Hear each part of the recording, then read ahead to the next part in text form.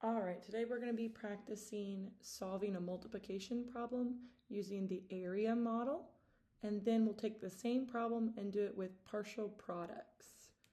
In the area model, we are breaking apart the numbers into their actual place value. So we're going to take a number, the students will draw a box, and then they're going to break that box up into the values of the numbers. So I'm multiplying by a 34 and a 120. So 30 and 4, 34. Then we have 120. So I'm going to have 100, breaking it apart into its pieces. 5. So 125. So in this problem right here, we're going to be multiplying 34 and 125 together. So what the students would do next, once they've decomposed their number, they're going to multiply like you would kind of in a multiplication table. So we're going to do 30 times 100. Instead of doing that, we've taught them that they can just look at the value of the first numbers if there's zeros at the end, and we can tack those zeros on at the end because of the power of 10. As we shift from place value to place value to place value, the value of 10 is shifting because every place value is worth 10. So we're going to do 3 times 1, which you get 3. And then we're going to think of shifting our numbers over 3 place values. It doesn't matter what order you solve things in. I tend to go top to bottom, 4 times 100. And then 30 times 20. So really I do 3 times 2 is 6. Add my 2 zeros. 4 times 2 is 8. Add my 0. 3 times 5 is 15. Add my 0. 4 times 5 is 20. Now this is the trick, the step that gets them messed up. So if your student is having an issue with this part right here, it is just because of their adding, where they're not lining up their numbers correctly. Maybe it's their handwriting or they left out a number up top. This is most common where the errors are happening when we're working with these numbers. So for example, I'm actually thinking I'm going to run out of space. 400. Oh no. I am. Well, that's okay. So 0. How do I erase this? Add up everything. Carry my 1, 2. Carry my 1, 4. Okay. So with the area model, we are going to be multiplying by decomposing our number. Now, some of you have probably started hearing about partial products. Partial products is the in-between area model and the United States traditional method that you've learned in school back in the day. Partial products is a beautiful in-between these two types of multiplication. Your students are probably most familiar with the area model, but let me go ahead and show you what partial products looks like for this number.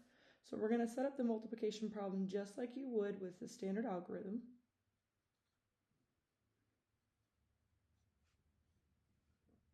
And from here, students are doing this just in a long line. I prefer this method because it reduces the chances of errors and how they line up the numbers when they're taking them out of the boxes to add.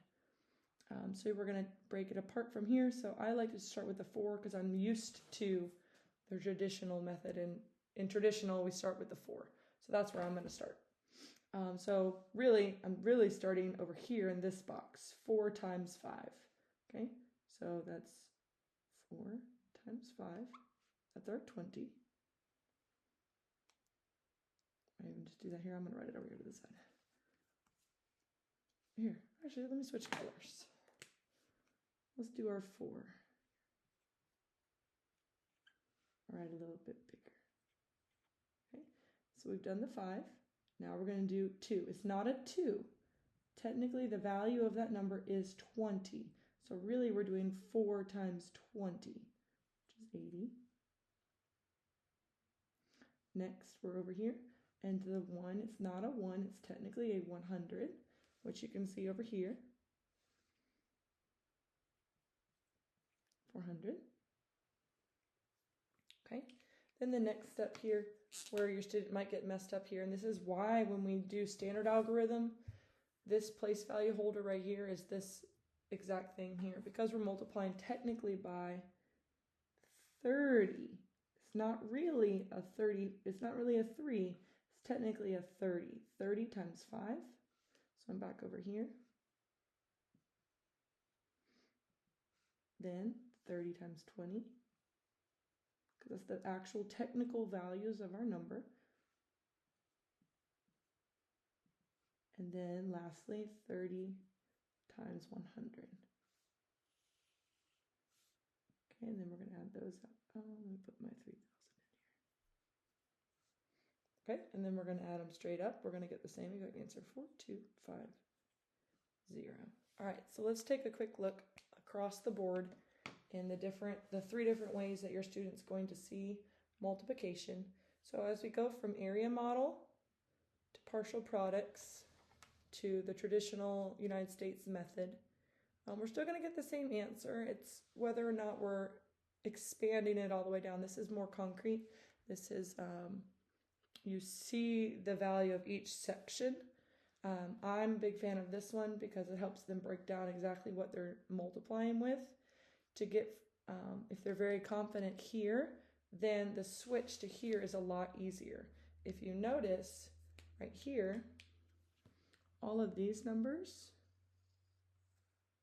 right here when we multiply by 4, all of these added together equal this first row, this step right here.